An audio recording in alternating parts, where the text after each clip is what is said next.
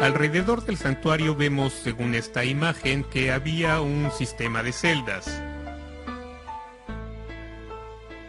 En estas celdas había 3 niveles, cada uno con otras 5 celdas. O sea, del lado norte, 5 celdas en el primer piso, 5 celdas en el segundo y otras 5 en el tercero, dando un total de 15.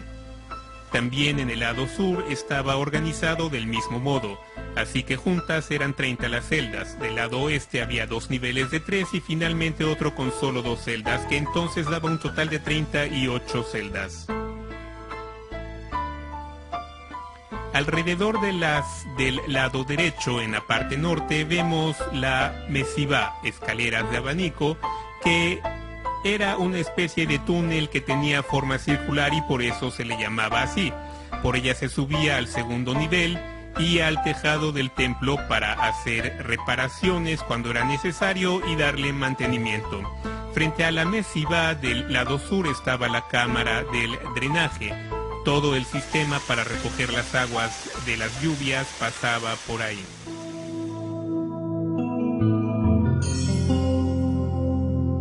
Sea la voluntad de Hashem que este estudio nos haya realmente hecho sentir un deseo más profundo de presenciar la construcción del templo sagrado, del tercer templo, que una vez establecido ya no volverá a haber otro exilio ni destrucción, y ciertamente con su edificación tenemos la esperanza de ver la salvación del pueblo de Israel con la llegada del Mashiach. Aunque la esencia de estudiar sobre la estructura del templo es enfocarnos también en la estructura del templo interior que llevamos en el corazón y limpiarlo de todo tipo de atributos negativos para aumentar el amor y la unión entre nosotros y nuestro prójimo. Enseña el Baal Shem Tov: ojalá hubiera amado al santo más grande de Israel igual que el santo bendito ama al más grande villano de Israel. Es decir, que en Dios el atributo de bondad y benevolencia no tiene límite, y por eso nos ordenó: y andarás por sus caminos y te apegarás a Él. ¿Cómo se apega uno a Dios? El Talmud nos enseña por medio de sus atributos: así como Él es misericordioso, sé misericordioso; así como Él es indulgente, sé indulgente; igual que Él visita al enfermo, visítalo. Vemos cómo Hashem visitó a nuestro patriarca Abraham después de circuncidarse. Está escrito: y se presentó ante él, y él estaba sentado a la entrada de la tienda. Así como Dios actúa con benevolencia, alimentando y dando sustento a todo el mundo, también tú debes hacerlo. Es lo que en esencia el Santo Bendito espera de nosotros. La cortesía antecede a la Torah. Hay que aprender a ceder, a sentir compasión y debemos refinar nuestros buenos atributos. Hay que amar al prójimo. Todos y cada uno de nosotros debe amar a su compañero y desear su bienestar, y no, Dios guarde, verlo con mal ojo cuando tiene éxito. ¿Por qué él tiene y yo no? Eso fue lo que originó la destrucción del templo. Por eso dejamos de merecer el templo sagrado. Así que si realmente deseamos que se construya el templo sagrado, hay que expresarlo corrigiendo nuestras faltas, pues está escrito muy claramente, sin ninguna confusión, por qué se destruyó el templo: por el odio infundado. Y no se da ninguna otra razón acerca de su destrucción. Fue destruido por el odio infundado. Entonces, para corregir ese error, tenemos la obligación de aprender a amarnos. Claramente lo establece el Tana de Eliyahu, el libro que enseñó el profeta Eliyahu a Rabbi Hanan. Claramente escribió ahí: dijo el Santo Bendito: hijos míos, ¿qué es lo que espero de vosotros? Solo que os améis los unos a los otros, que os tratéis con respeto. Es algo muy sencillo, esa es la esencia. La cortesía precede a la Torah. Un hombre con mucho conocimiento de Torah que no se comporta como le corresponde, ¿qué dice la gente de él? Mirad a esa persona que estudia Torah, qué reprochable su conducta, qué despreciables son sus acciones. Y ocurre lo contrario con el hombre que estudia Torah y se comporta debidamente, ¿qué dice la gente de él? Mirad a esa persona que estudia Torah, qué ejemplar es su conducta, qué persona tan singular. Eso es lo que vemos a lo largo de las generaciones. Se cuenta de todos los grandes de Israel que vivían refinando sus atributos.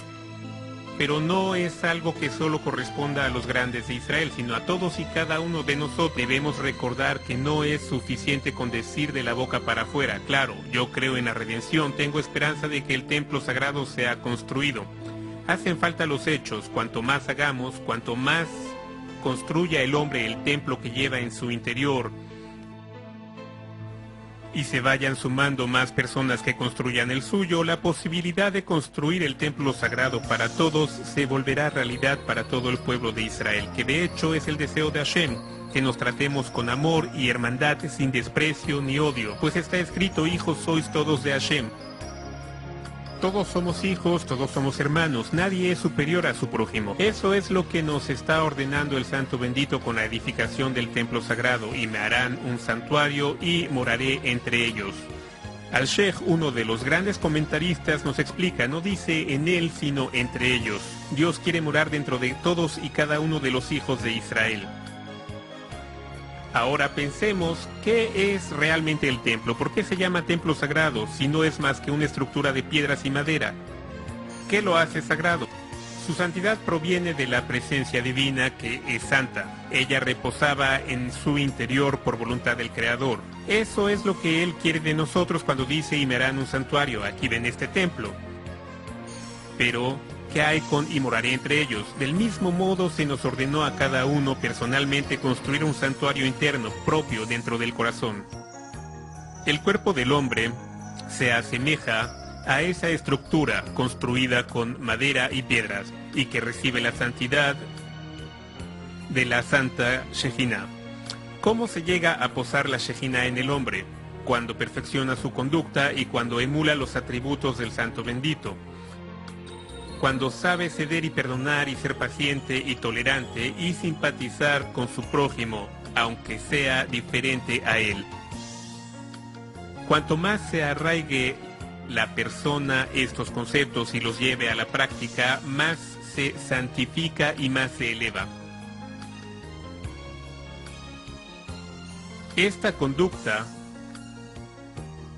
este cambio que se genera en el corazón de todos y cada uno, esta voluntad total de hermandad, es lo que realmente aproxima la construcción del templo sagrado. Pues con nuestros ojos vemos que ya hemos estado casi 2000 años en el exilio, y sin embargo, todavía no hemos tenido el mérito de construirlo. Es algo que el Talmud indica claramente: toda generación en que no se construye el templo sagrado es como si se hubiera destruido en sus días. Lo está diciendo muy claro: si el templo sagrado existiera en nuestros días, sería destruido. Así está escrito: toda generación en que no se construye es como si se hubiera destruido en sus días. Es decir, todavía no hemos corregido el defecto del odio infundado, ya que de haberlo corregido, el templo ya hubiera sido construido. Y por lo mismo, no tiene sentido darle vueltas al asunto. Estas son palabras del Talmud perfectamente claras. Por culpa del odio infundado se destruyó el templo sagrado, y el remedio consiste en que haya amor y hermandad entre nosotros, que de hecho es lo que dice el versículo: ¿quién ascenderá al monte de Hashem y quién se presentará en su sitio santo? El de manos limpias y de corazón puro. Es lo que Dios quiere. Para que el hombre consiga el mérito de subir al monte del templo de Hashem y de construir el templo sagrado, debe tener sus manos limpias y el corazón puro. Un corazón puro significa perfeccionar los atributos, evitando el odio, el rencor, la venganza, las disputas. La persona que perfecciona sus atributos alcanza un alto estado de consagración, apegándose a los caminos de Hashem, pues así es como Dios ordena: a Él te apegará. Y cuando la persona se esmera de esta manera, se está consagrando, y entonces la Shejina reposa sobre ella. Así, en ese estado de santidad, al entrar en el templo, que es un lugar santo, su estado corresponde con el del lugar y el del lugar corresponde con el suyo. De hecho, estamos hablando de unión. Se está uniendo con la santidad del Santo Bendito. Solo así, edificando el santuario interno en nuestro corazón, el Santo Bendito otorgará sobre nosotros su Espíritu Celestial, y tendremos el mérito de presenciar la llegada del Mashiach y el templo sagrado que bajará del cielo.